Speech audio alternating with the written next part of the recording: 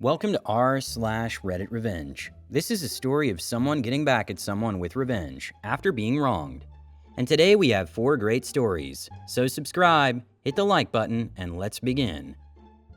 The first story. Neglecting her morning duties, I reciprocated by leaving a wine-soaked bar mess for her to clean at night. The second story. In the midst of corporate chaos, a credit manager faced a roller coaster of redundancy and rehiring requests, ultimately delivering a satisfying dose of irony to his former boss. The third story. Grumpy neighbor's unneighborly behavior prompts a subtle act of retaliation, returning spam mail to his mailbox for added convenience. Today's first story is, don't want to clean the sticky margarita machine? Have fun cleaning up the sticky bar. Almost 3 years ago, I worked at a movie theater that doubled as a restaurant. Bonus points if you know what franchise I'm talking about. I was on my way out due to some accusations and drama that my partner and I were subjected to, after an ex of ours, who also worked there, messy, I know, we both have learned since then, started to make my life miserable every shift, since we both worked in the same department, just opposite schedules. I'll be referring to her as Penelope. Penelope, 24 female, was the type of person who believed that she was right no matter what, and that the bad things that happened to her were all no fault of her own. She always knew best, had the most experience, yada yada yada. She and I had a pretty explosive fallout outside of work due to everything that happened, and it ended pretty badly due to the things we both said. I tried being cordial with her at work afterwards because in my opinion, whatever happens outside of work stays outside of work. I could hate your guts, but if we have to work together, I don't mind putting on a professional attitude and getting it done. She was not the same. She would talk me right in front of me to other coworkers, would actively try to get me in trouble during peak times of the shift, and would just ignore me while I needed things or not communicating. Example. Me, Penelope, I'm out of Tito's and I'm getting slammed with Moscow mules. Can you grab me a bottle? Penelope. Yeah, sure. Stays planted where she's at and continues to watch me struggle. Every shift was a constant battle, and it grew exhausting knowing that nobody, not even the managers, would reprimand her for literally not doing her job because she was peeved with me. I'd had enough. I very publicly gave my manager my 2 weeks and stated that due to the drama, I felt the franchise was no longer fit for me. Plenty of servers and cooks were around to hear my statement. Note that I never mentioned names, just stated my opinion on why I was leaving. After I placed my 2 weeks, I noticed that things in the bar started to either be misplaced or go missing after the closing shift she worked. I was constantly scrambling in the morning to do prep and set up the bar before the first movie, because I would spend half my opening just looking for the things I needed. When I would ask servers or other kitchen cooks if they'd seen anything, I received the cold shoulder, or just a stupid smirk and a shrug. Penelope had managed to get all of them in on her stupid little antics, but I tried letting it go since I already put in my 2 weeks. My last day was the final straw for me. I came in as usual to start getting things going for the day, and started to set up the frozen margarita machine and shake machine. Parts were sat out as normal, but when I walked over to the margarita machine, I noticed that the inside was completely glossed over inside and looked slick.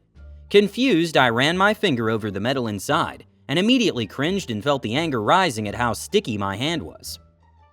The bee didn't clean out the margarita machine at the end of the night. And the most infuriating part? Management does a walkthrough after every closing shift. So they allowed the machine to just sit in its own gunk to satisfy this stupid need for revenge against me that she had. Of course, I now had to sprint between the kitchen and the bar to quickly run sanitizer and hot water through the machine, assemble the D thing, then pour in the margarita mix, then wait an hour for the mix to be frozen once the machine was up and running again. Through the whole process, I was getting angrier and angrier, and my coworkers could tell due to my extreme silence while working. It was steady but not too busy, and with how things were going, it looked like the closers would be getting out early due to only one of the bars being used, and the other sitting idle. Basically, it was completely clean because we didn't need to use it for the slower business day. Not my closers though, not Penelope. She was supposed to come in as I was clocking out, and I knew this. So 5 minutes before the end of my shift, I picked up all the expired wine we were supposed to toss and waste log, and poured it all on the bar. The countertop, liquor, well, inside the ice bin, everywhere.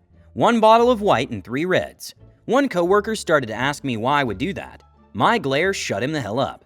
I slammed the empty bottles into the trash, and without another word I left the kitchen to go clock out. We passed each other on the way and she scoffed while rolling her eyes. I merely grinned right back and hit clock out. My grin only grew as I walked to the lockers to grab my things and I heard the shrillest scream from the kitchen, followed by a bunch of curses and slurs about me.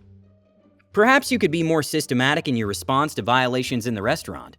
Instead of just pointing them out, you could document all violations in detail, take photos, and prepare a document describing the situation. Since this is a health and safety issue, you could send this file to the HR department and the local health authority for appropriate action. The employee in charge of the margarita machine may need to be refreshed on how to maintain the equipment. Note that this may also be a challenge for her when the health department conducts an inspection and finds a violation. Filing a complaint and documenting the violations can be an effective way to influence the situation and ensure that standards are met. It's important to set professional boundaries at work and to avoid being influenced by negative coworkers. Sometimes, when all else fails, it can be helpful to express your dissatisfaction in a vivid way. The next story is a slow satisfaction. This goes back over 15 years. I worked as a credit manager for a well-known UK directory inquiries company. Think about Running Men. The company was a walking disaster. High staff turnover, poor sales practices, and burning through cash constantly. All the usual crap. The sales team used to forge signatures. Commission was paid up front, and they often left before being discovered. Anyway, I ran a collection and administration team. We kept the cash coming in. For those that don't know, on top of the money made from dialing the premium number, directory inquiries companies also sold the top few slots in each category to businesses. For example, locksmiths were very popular, so a locksmith in London would pay £2,000 a year for one of the paid slots. If you got locked out of your car or house, you often only had your phone, so would want a locksmith. So if you needed a locksmith, calling directory inquiries meant you would be given one of the paid slots 7 out of 10 times. Another popular and expensive slot was massage parlors. Horny drunk men falling out of pubs with only their phone. Anyway, think of a category and they sold it for a lot of money. Turnover for the slots was over £60 million per year. However, we were owned by a US company who didn't really understand the UK and often made crazy decisions, and often last minute. Example being a New York trip I had planned and booked months in advance, had to be cancelled because the global CFO decided the day before I flew he needed to fly to the UK, and I was required in the meeting. Luckily, they offered to pay for everything, so I didn't lose out. I actually managed to cancel and get a refund on some things, so actually ended up. The meeting lasted 80 minutes and my input less than 10 minutes. Anyway, enough background. The company, in the face of the looming shadow of mobile internet, decided to make redundancies. I was selected as possible candidate. No biggie, that's life, so I started hunting around just in case.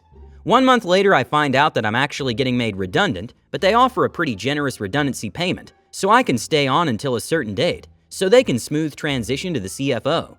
Independently, I also find a great new credit management job with more money for a much more stable company. My mistake was mentioning this.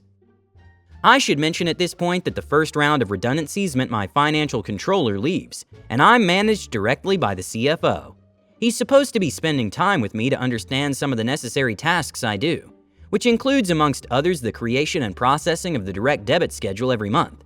This is how our slot customers pay, and it's a lot of money. Obviously, he doesn't make any time, despite the fact reminded him multiple times right up to my last day. He never makes time.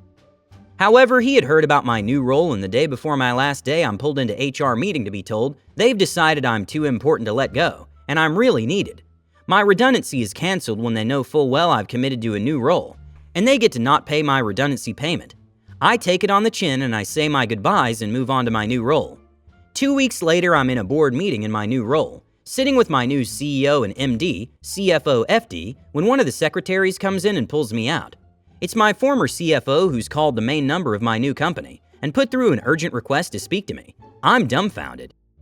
He explains that the direct debit schedule has failed, and he doesn't know why. Over £5 million of direct debits haven't come in, and he's panicking. He asks me whether I can help and fix it now. Leave my new company, come back as a favor for 1 day and sort it out? I calmly and carefully explain I no longer work for him or the company, and I'm too busy with my new role. I go on to say that I would have to have more time for outside activities had my redundancy payment been honored.